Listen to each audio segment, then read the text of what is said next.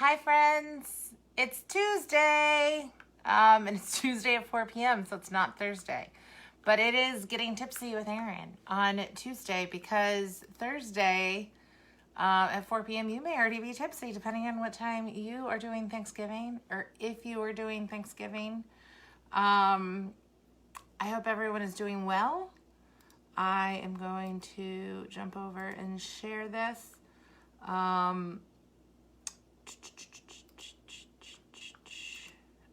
Maybe. And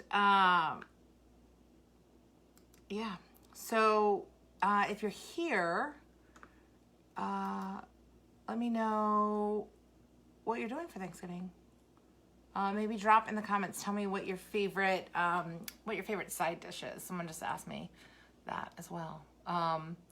Or you can answer Anna Boyer's question of, is it stuffing or dressing? I just say it's my favorite. My uncle used to make this like oyster stuffing. It was really, really good. So it's Tuesday. I normally go live on Thursdays. And hi, Patricia. Hi, Helen. Helen, I hope Duck is lovely. I normally go live on Thursdays. I normally have a topic. Today, we're doing things a little different. So I'm going to do questions and answers. So if you're here and you have a question, drop it. I'm trying to watch on the feed over here as well. So if you see me looking down a lot, that's why. I am trying to look here. And I will answer your questions, but questions that buyers and sellers have. Some people sent me a couple questions for me to answer, so I will answer those as well. I spent the last 2 days getting up really early and driving around dropping off pies, apple pies, and here's a question for you. Someone asked me last night if I baked them. The answer is no, because I don't cook. So that's, if you're trying to learn something about me, I can't cook, I can't bake. It's not something I do. Sorry, it's just not something I do. But I hope everyone enjoys the pies. One question someone asked is, how much do I need to have saved for a down payment, or what is the average down payment in a home purchase? And that question is interesting because it just varies, truly.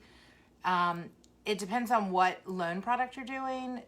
It could be anywhere from 0% down to 20% down to 25% down. And then you could put whatever you want down. So if you wanted to put more, you could. There's VA loans is for our military members or our veterans.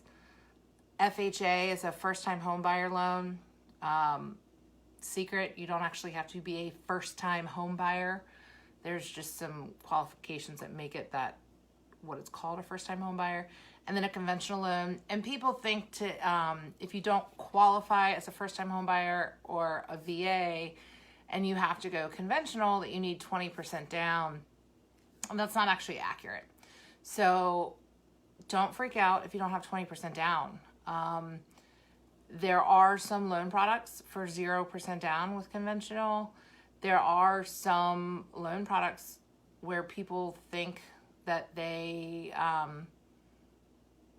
don't qualify as a first-time home buyer, and they do. And they can go with 0% down or 3.5% down.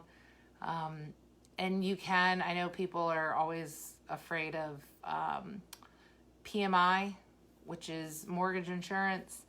But there are ways, I'm not going to say around mortgage insurance, but not to have it on your loan, even if you don't put down 20%. So if you have questions about it to kind of dig into it a little bit more, let me know, and I can put you in touch with a lender who can discuss it more, or maybe I can answer some questions. I don't want to go too far in with you because I don't want to give you bad advice, and you do have to sign a disclosure that says, I'm not a loan officer, so don't ask me for mortgage advice.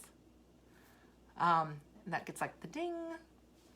Another question someone asked me is, what should I look for at a showing? Look for a house that you want. No.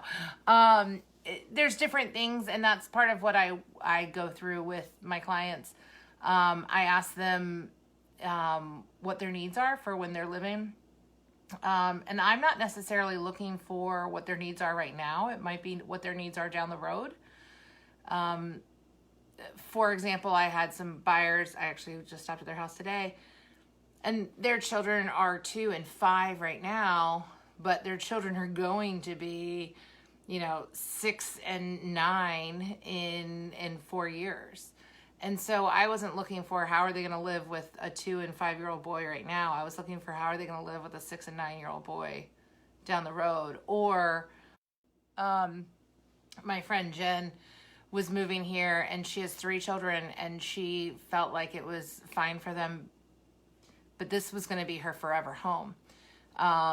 And she felt like it was fine for them right now. But I said, Jen, when they're in high school and you've got 2 teenage boys living in this house, as well as your teenage daughter, where are they gonna be? Like, where are they gonna hang out? It's not gonna be, the boys are not gonna be living in a room together and not have a space.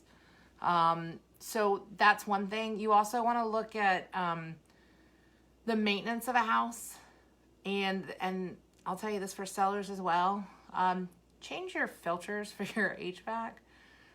I know this sounds like, that may sound dumb, but if there's things that a buyer can see or an agent can see, then there's concerns for what they can't see. And I always say that, like, if I can see these things, and I'm not a home inspector, so I don't know, I don't know all the ins and outs of everything. But if I can see things, what can I see? And that's the things that concerns me. I'll also look for sort of the age of different systems, look for the layout, look for the flow. And if you are someone that needs a yard for an animal or needs, I don't know. I mean, just look for, how does your family live? And that's what you want to look for. You also want to look for, what are the conveniences for your family? Do you have certain stores that you shop at, and do those need to be close to you? So what's the location? Is the location important to you? Is the size important to you? What are the important things to you? That's what you want to look at. But again, maintenance. Look for maintenance. How much is a home inspection? Some home inspectors will do it based on square footage. Some just have flat fees. I would probably expect to pay somewhere in the $300 to $400 range for a quality home inspection, unless the home is, exquisitely large. And that's just for your normal home inspection. That's not including if there's, a bulkhead inspection or a dock inspection, or adding in sewer cam inspections, or going into adding mold inspections. That does not include the termite and moisture inspection. The termite moisture inspection, I use Excel Pest, and they charge $75. And they are typically checking your crawl space, and then they're checking the first floor windows and down for termites, and then they're checking for moisture. When it says termite moisture, they're checking for wood destroying fungus in the crawl space. So they're not looking for mold in your HVAC system. So I think people get confused with termite moisture inspections, but that's not a termite moisture. It's not looking for mold. There are some home inspectors that will look for mold, or they will flag if they see signs of mold. And so there are some additional inspections for that. Let's see. Someone else asked me, how much does it cost to hire a buyer's agent? It does not. So a buyer's agent is paid for by the listing agent. Not by the listing agent. Is paid for by the sellers. So this is a soapbox thing of mine. Do not purchase a home unrepresented. A seller signs a listing agreement with the listing agent for X amount, whether that's a flat fee or whether that's a percentage. That's their agreement. And it typically will say that it is to be split between the listing agent and the selling agent, which is the buyer's agent, which is just confusing. But anyway, in the Virginia contract, it says that the commission is to be split between the two.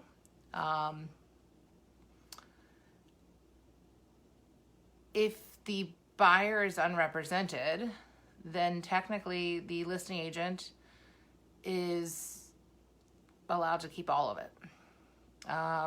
Some listing agents will reduce their fee, but contractually, the seller could be upheld to holding all of that, or could be upheld to being responsible for all of that.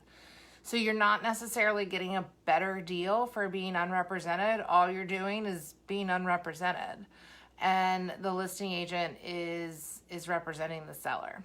The same thing happens for when you go to new construction without an agent. The site agent is there, and they're lovely and they're kind and they help you and they're helping you pick out things, and they're helping the builder.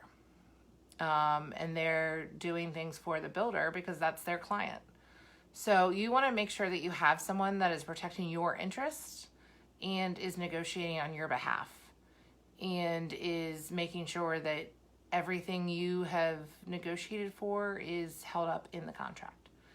And even if you feel like you can read a contract, or you've sold houses before, I know we have a lot of military in our community, and military move a lot.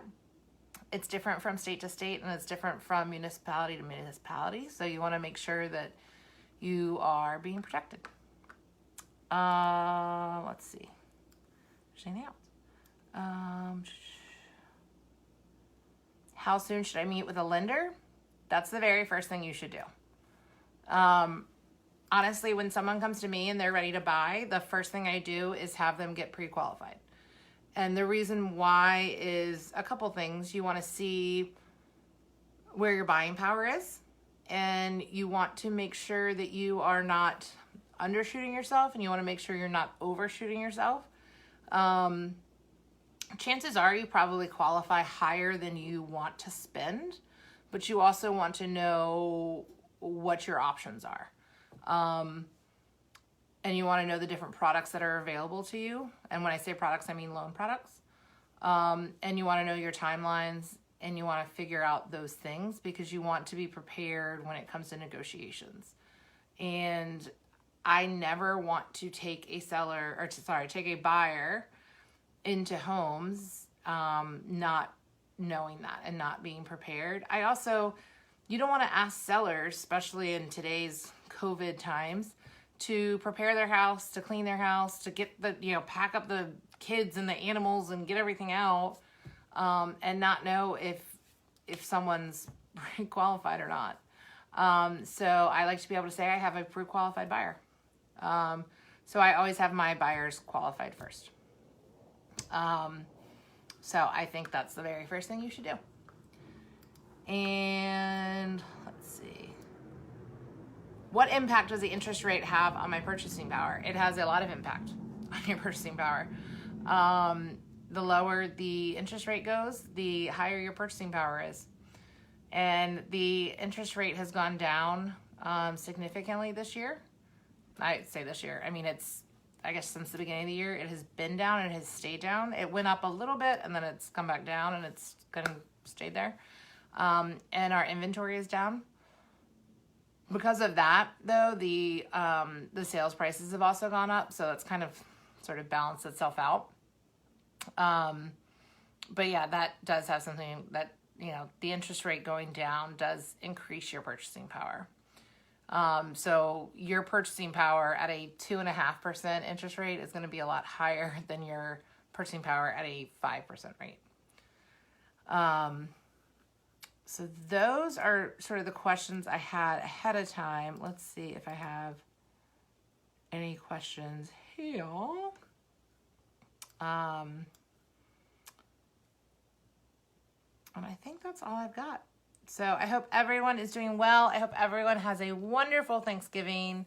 I think it's going to rain. But that's all right. We're used to being inside at this point, right?